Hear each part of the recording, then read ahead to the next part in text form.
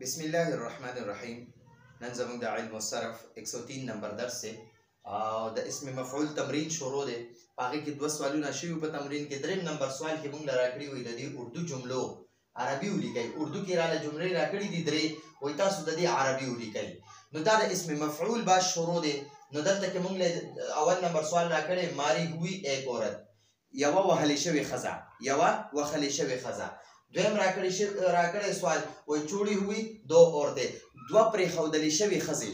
او دریم نمبر یې راکړی مدد کیے ہوئے سب مرد، داسې ټول سړي چې د هغوی مدد شوی وي. نو مدد کړی شوي ټول سړي، مدد کړی شوي ټول سړي. نو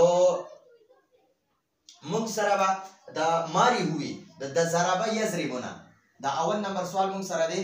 ګورئ د ضربه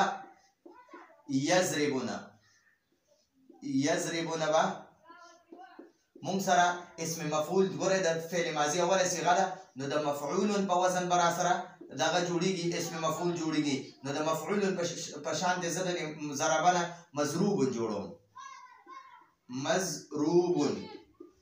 مضروب معنی ده یو وهلی شوی سړی، او د دې مضروب نه چې زه تثنیه جوړوم که نه، همدغه مضروب زه راته دلته لیکم مؤنث چې ترې جوړوم. مضروب دی نو د آخري حرف نه تنوین ختم کړي، په ده باندې به زبر ولګي او ګول تا ورسره ولګوه، تنوین پرې واچوه. مضروبتون یوه وهلې شوې ښځه. نو د ضربه یضربونه موږ سره اسم مفعول د مضروبن راغی، او د مضروبن مذکر دی، او مضروبتون اخره کې چې ورسره ګول تا وي نو دغه مؤنث وي. نو دلته کې وایي ماری ہوئی ایک عورت، نو د مضروبتون معنی ده یوه وهلې شوې ښځه. او که ته وایې چې دوه وهلې شوې ښځې، نو دا ګول تا نه ده، دا به اوږده تا کې او آنې ورسره ولګوه. مضروبتانې نو دوه وهلې شوې ښځې. او که ته وایې چې یاره دا ډېرې وهلې شوې ښځې، نو دا با نه ده، دا مضروبتون ده، دنه به دا ګول تا مکمل ختم کړي، د دې ګول تا په ځای باندې به الف ولیکي او اوږده تا به ولیکي، دا تنوین به په هغه اوږده تا واچوي. مضروباتن معنی ده ډېرې وهلې شوې ښځې. نو موږ سره یوه غواړي، نو موږ به دلته کې مضروبتن ورته ولیکو. مضروبتن معنی ده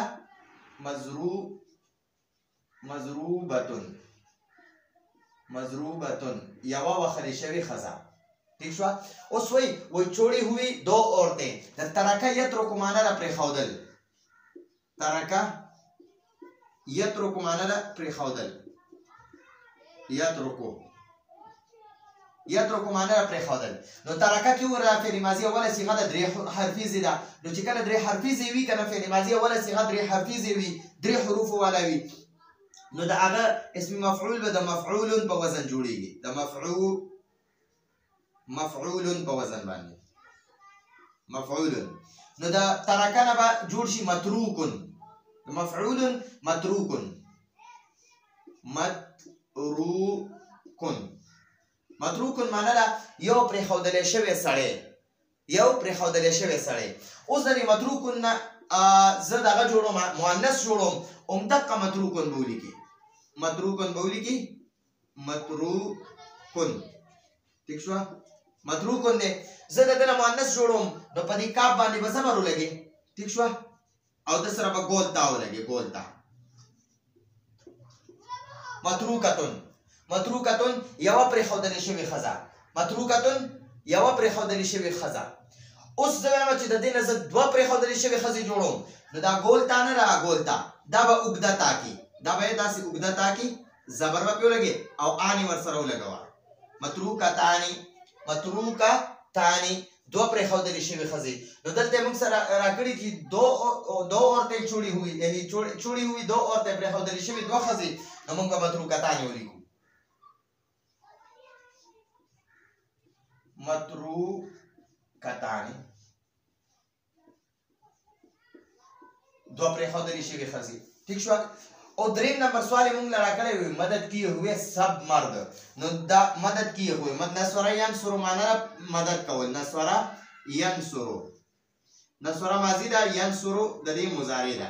نو موږ به ماضي ته وګورو. که ماضي کې درې حروف اصلي وي، یعنې درې حروف وي، درې حروف د دریو نه زیاتي نه وي، نو د ده اسم مفعول به د مفعول په وزن جوړیږي، د مفعول په وزن.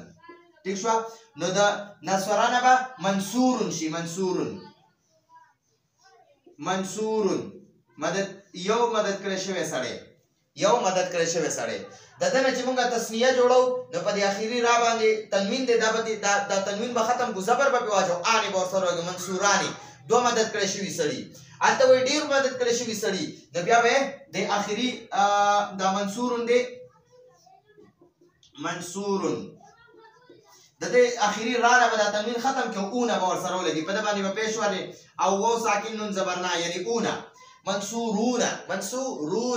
منصورون معنی را ډیر مدد کړی شوی سړی نو مدد کیے ہوئے سب مرد ټول مدد کړی شوی سړی نو موږ به دې تولی کو منصورون ډیر مدد کړی شوی سړی منصورون ٹھیک شو ډیر داسې سړی چې دا غي مدد شوی وي نو منصورون نو موږ لا دریم نمبر سوال نا کړو چې تاسو د دې اردو جملو نه عربیو جوړه کړئ نو موږ دلته کې دا اردو جملې را کړې ماری ہوئی ایک عورت یو وخلی شوی خزا نو موږ ورته لیکو مضروبتون ٹھیک شو یو وخلی شوی خزا وای بیا دویم نمبر سوال نا کړی دویم نمبر جملې را کړې چوڑی ہوئی دو عورتیں دوا پر خودل شوی خزي نو موږ دا غیر لپاره لیکو متروکتانی ٹھیک شو عربی متروکتانی لیکو او دریم نمبر جمله راکړي مدد کی ہوئے سب مرد داسې سړی داسې ټول سړی چې داغي مدد شوی وي ډیر مدد کړی شوی سړی مونږ پښتو کې وایو ډیر مدد کړی شوی سړی نو مونږ ورته وایو ډیر مدد کړی شوی سړی اردو کې ورته وایي مدد کی ہوئے سب مرد